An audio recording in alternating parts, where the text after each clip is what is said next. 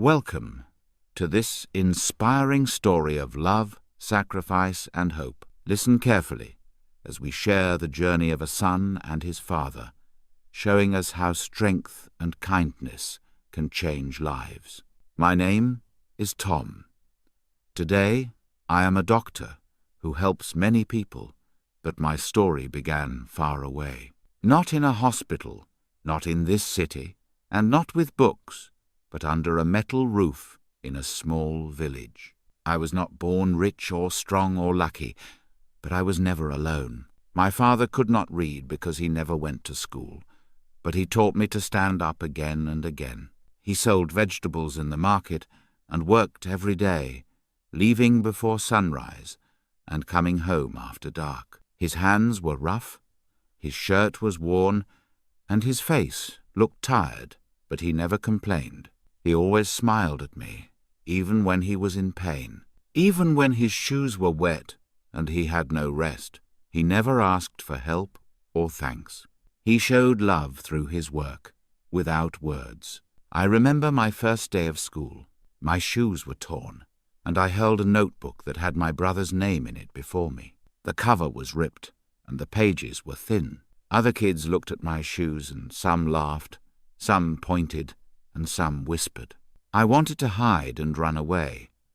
I went home with tears and dust on my socks. My father was sitting outside, eating bread. He just waited. I told him about my shoes, about the kids laughing, how ashamed I felt, and how I wanted new shoes.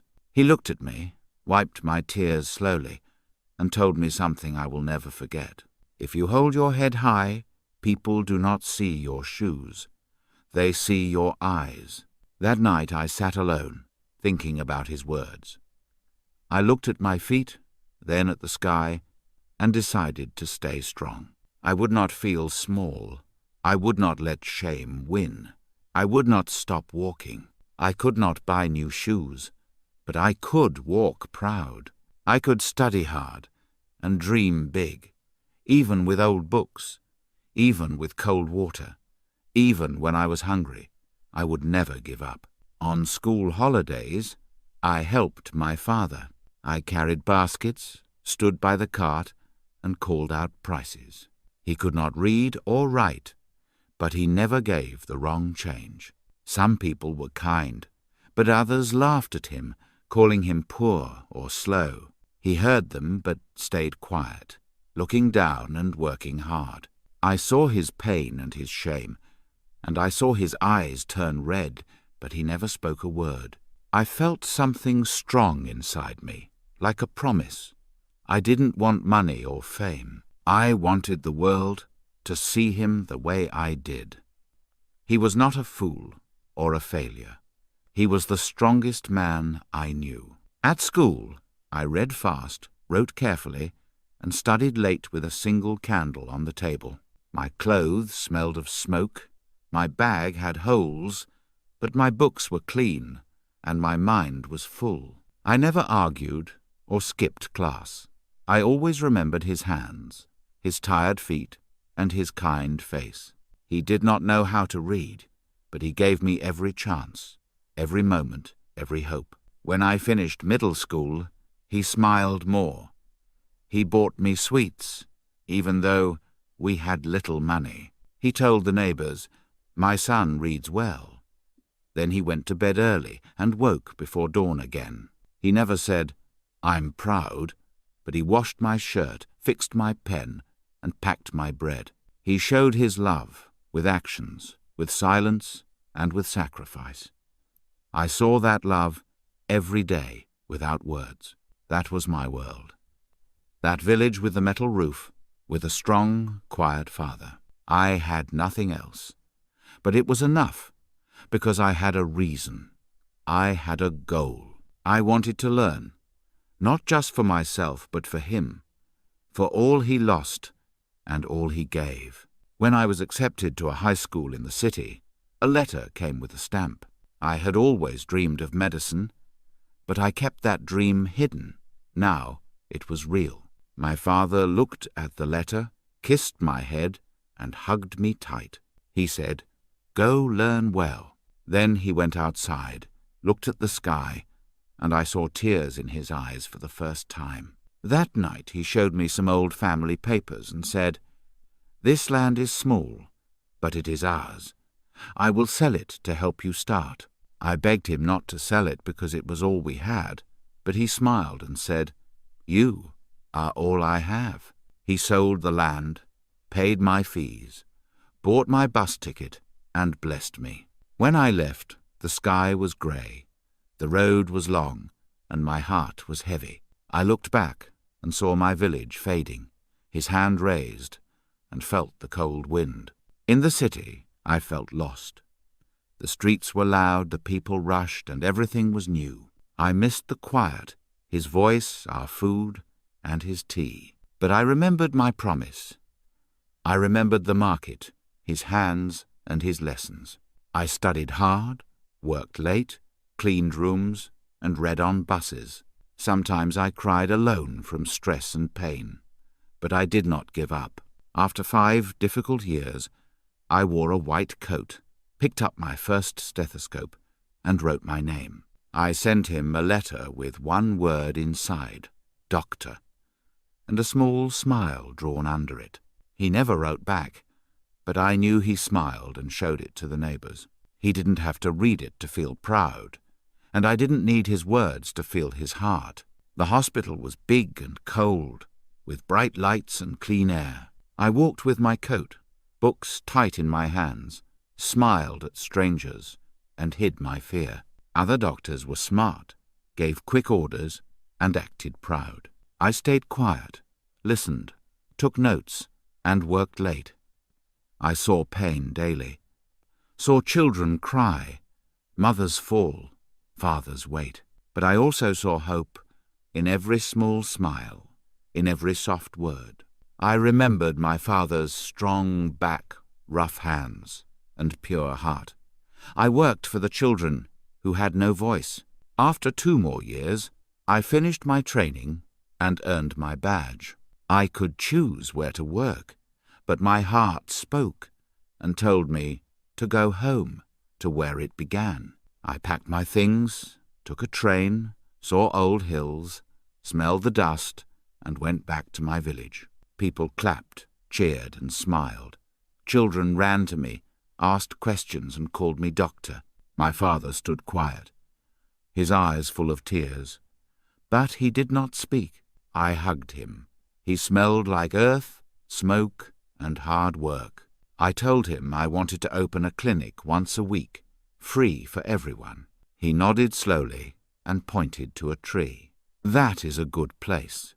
We cleaned the spot, fixed old chairs, bought tools, and painted a sign. I hung my coat, opened my books, and waited for patients. Old women came, then boys, then men and girls. Some were scared, some shy, but I welcomed them all.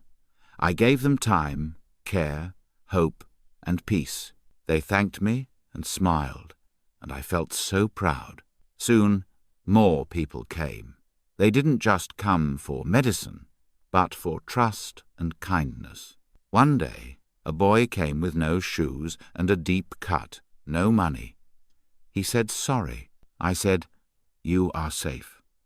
I cleaned his wound and gave him food. That night, I sat with my father, drinking tea under the stars. I asked him if he felt proud. He smiled a bit and said, "You kept your word." I wanted to cry, but held it back because his eyes were already wet. He touched my hand and said, "You changed lives." Months went by. I kept working, never missed a day, never lost my joy. Then, one day, a call came from the city. They asked me to speak at a big event. I felt scared, but said yes, because the story was not only mine, but his too.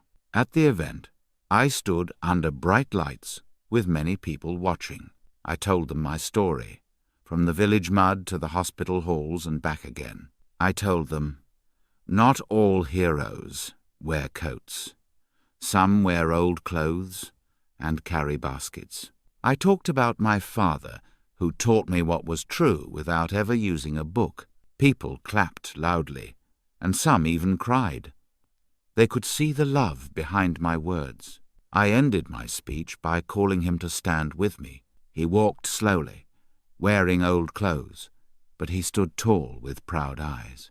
I held his hand and raised it high, saying, "This is why I am here." They gave us flowers, took our picture, asked for words to print, and shared it with the news. My father looked down and did not smile much, but he softly said, "Your mother would be proud." I had never heard him talk about her in such a warm, gentle way, like a quiet song. I held his hand even tighter and promised once more to never stop trying. The days went by quickly. The clinic grew.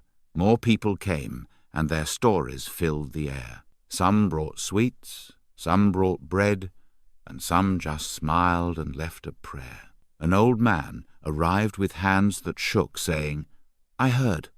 The doctor listens first." He sat down and told me about his pain. I checked him carefully and gave him hope. Children I once knew now had kids of their own. They called me uncle and hugged me. The school I went to was still there, small and noisy but full of dreams. I visited often, talked to the boys, and shared my story to help them believe in themselves. One boy quietly told me, "I want to help." I answered, "You already help by dreaming big." Every week I saw more faces, some new, some old, from near and far. Some thanked me, some cried, some left quietly, but I felt connected to all of them. They told others and shared my name, but I told them, "Share the kindness more." I never looked for fame, only the peace of giving back. One evening it rained hard, the roads were wet, and my coat was thin, but I still went to the clinic. My father stood at our door and didn't say anything, but he handed me his scarf. He never asked why or told me to stop, but always supported me with quiet strength. He fixed the clinic walls when they cracked, painted benches, and cleaned the steps. People thought he did little, but I knew he did more than anyone. He watched from the side, but held everything together with silent care. Sometimes I saw him wiping the floor or making tea for patients waiting. He never wore a doctor's coat or gave medicine, but he gave a warm welcome like no one else.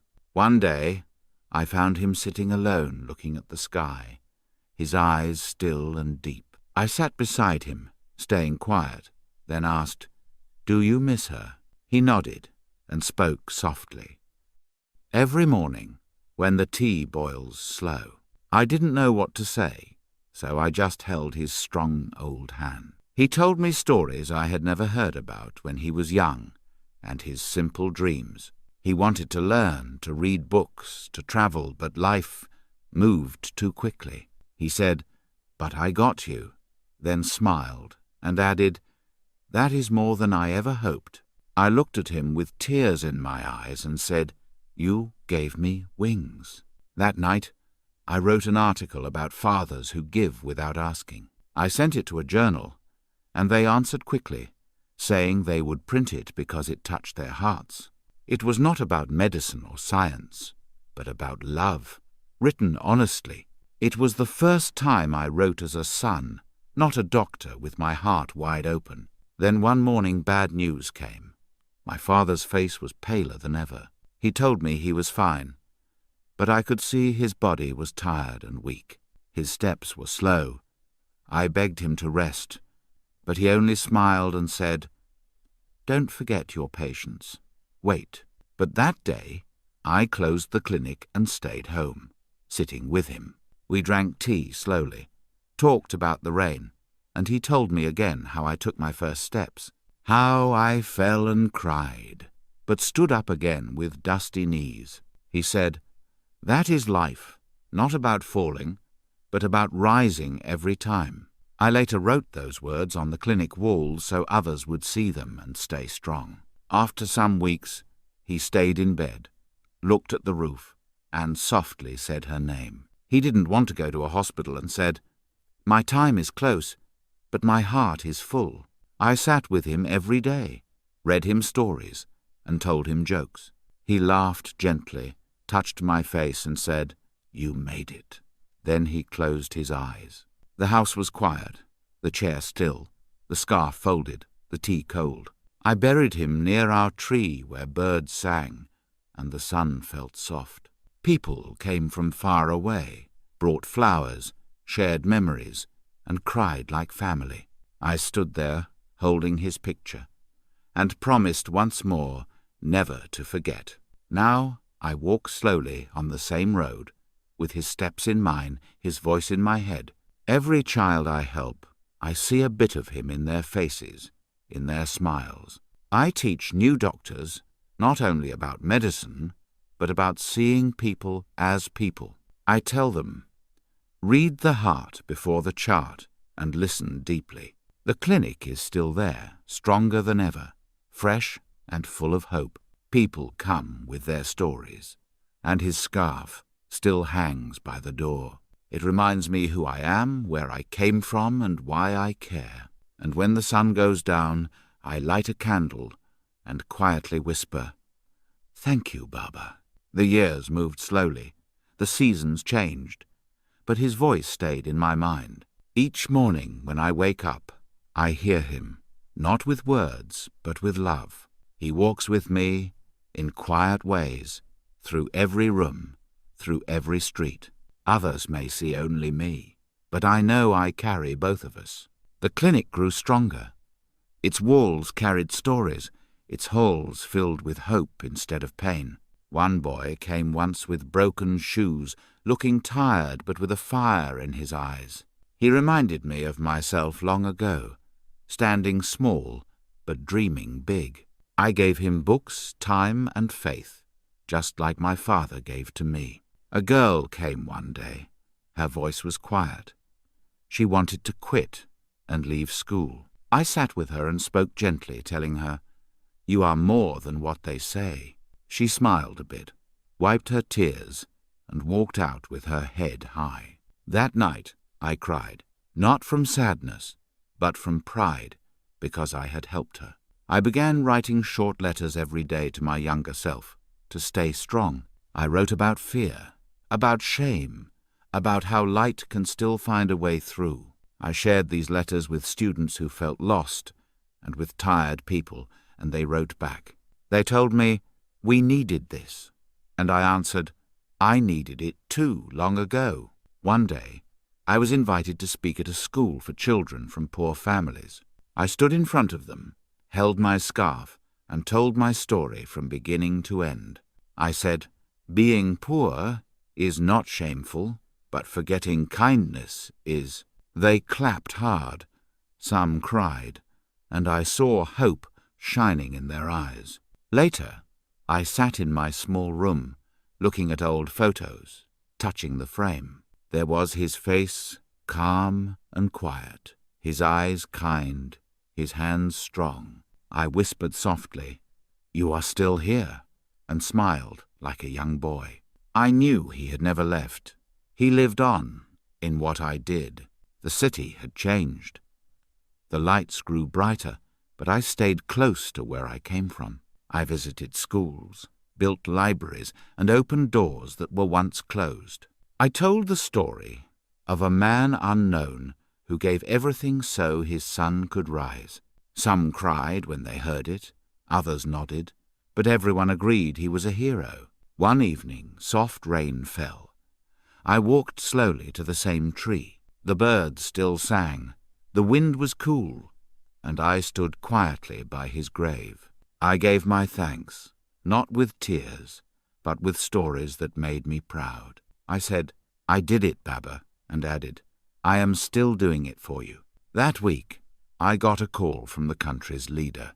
With kind words, they told me my name had been chosen for a big honor for my service with heart and hands. I smiled, but my thoughts went straight to him. I wondered what he might say in his simple way, maybe just good with a soft nod, which always meant more than any words. The big day arrived. The lights were bright, cameras flashed, people stood tall. I walked on stage in my white coat, heart beating fast, hands tight. I held his photo close to my chest and raised my hand to pause the speech. "I cannot accept this alone today," I said clearly. The room went silent. I spoke from deep inside, from the place where the boy with broken shoes, old books, and empty lunches still lived. But there was a man beside him who gave everything. A man with rough hands and a golden heart. He could not read or write, but he wrote me with his soul. I learned to read, but he taught me why to read and what it really means. So I told the crowd, "I accept this award with pride, but it belongs to someone else. It belongs to him, the man who never asked for anything, but always gave all he had." The crowd rose to their feet with wet eyes. The silence was deep. Then cheers filled the room. I stepped down slowly, holding his photo, and I felt him near me like always. That night, back home, I made tea, opened my notebook, and wrote again. I wrote these words: "Not all kings wear crowns or speak loudly. Some wear dust, some wear scars, but they build homes that last forever. My father was that king, ruling with love and silent truth. Every year, on that same date, I visit the tree and clean his grave. I sit there for a while, drink our tea, and tell him my news like I always did. He stays silent, but I feel him in the wind and in the leaves. And I always finish with the same words. Your name lives on through every hand. I heal because I write it on every heart. With every act and every smile, I say it in every class, with every story and every truth. I carry it like my breath, like my blood, like my roots, because his name is not just a name, but my light, my compass, my home." The seasons moved on. The clinic grew busier each month. New faces came, some sick, some just scared, and I welcomed them all. I taught a few young helpers to clean, to talk kindly, and to listen with respect. I started free lessons on health in the village. We met under the old tree. Children sat on small mats, asking big questions. I showed them how to wash hands, how to care for small cuts, and why their bodies matter. One small girl came every time. Her hair was tied with string, and she held a broken doll. She listened so close and repeated every word. One day she said, "I want to be a nurse like you." I laughed softly and told her, "You can be more, even a doctor." She smiled so wide that I thought of my own dreams at her age. My father's grave stayed clean. I visited after each big day, telling him stories of the people I helped. I shared every success with him, feeling his pride in the soft air around me. The city sent more letters asking me to come speak, to share my path. Sometimes I went. Sometimes I stayed, because my heart lived with the people here, with the simple hands that worked hard and the eyes that still held hope. One day, the village held a festival. They asked me to open it. I stood on a small stage with old cloth decorations. The children sang songs. The women cooked sweet bread.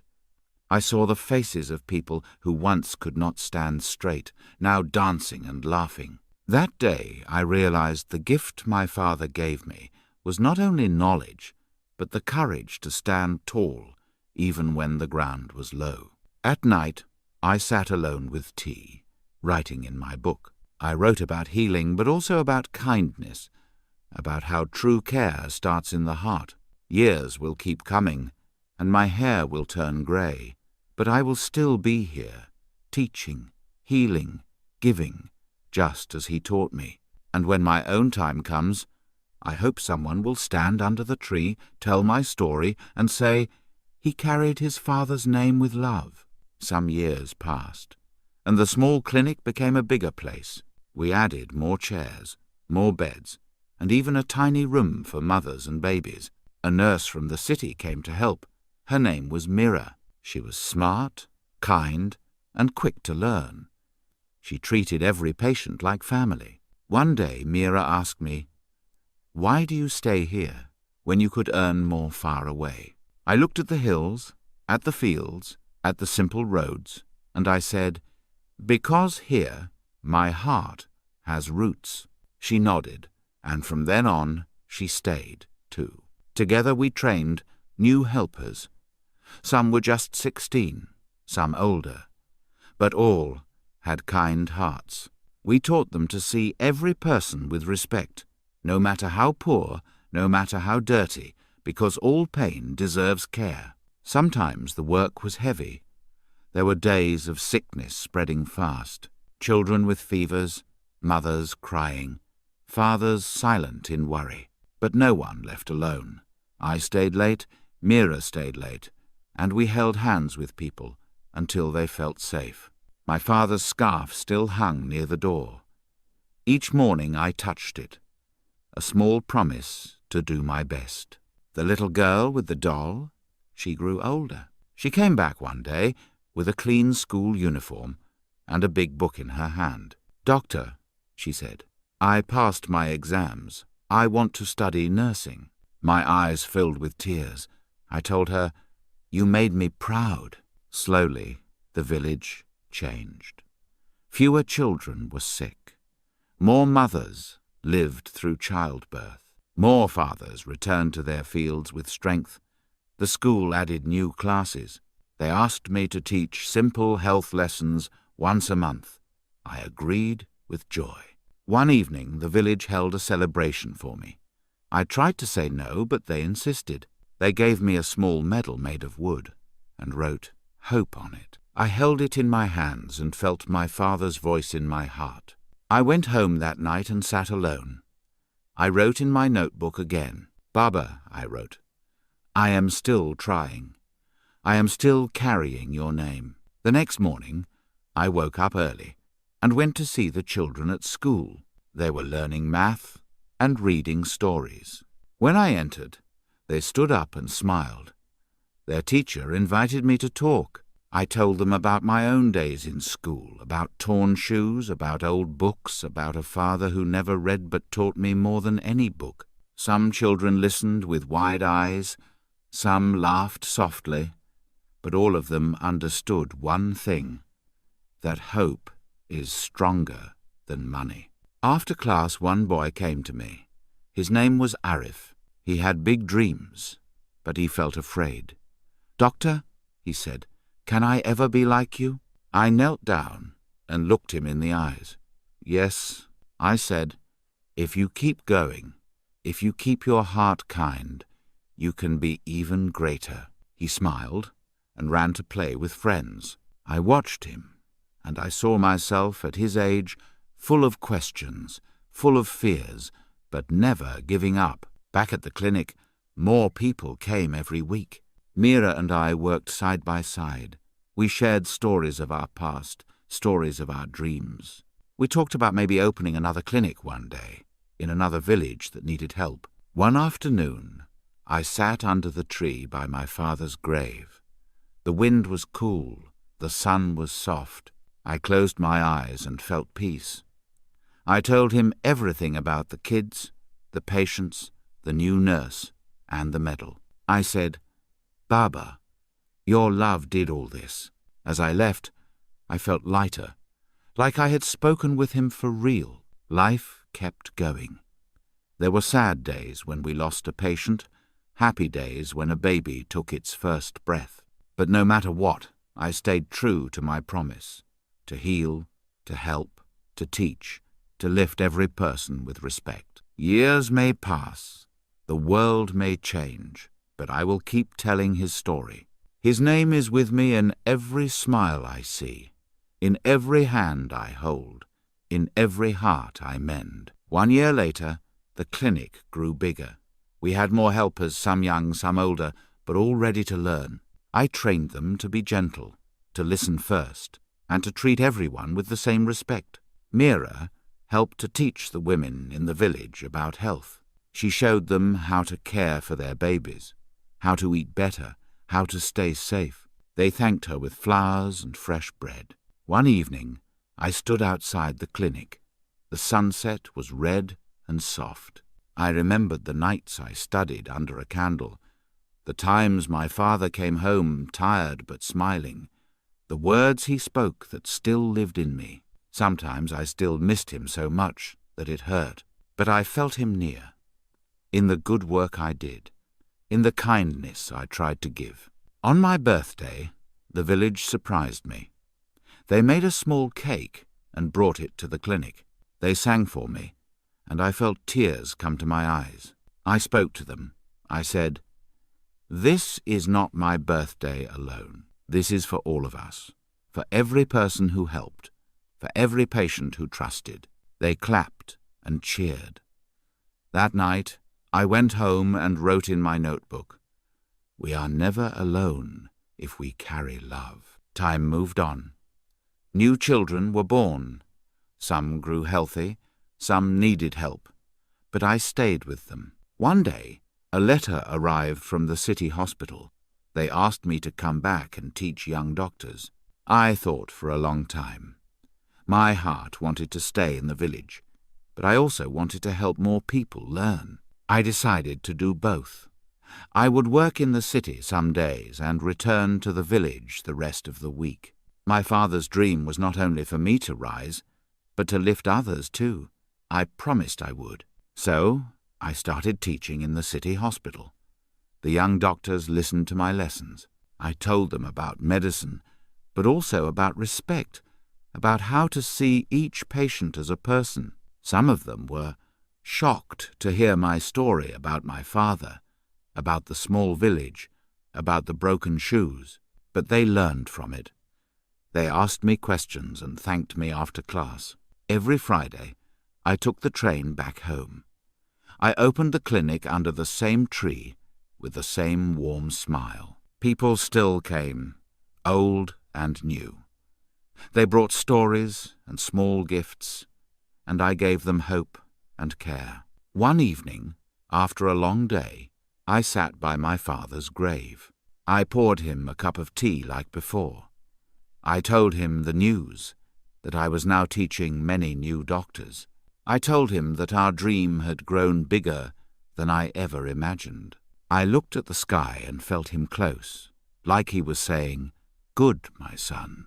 I smiled and wiped away a tear. I stood up and promised one more time, "I will keep going. I will keep giving.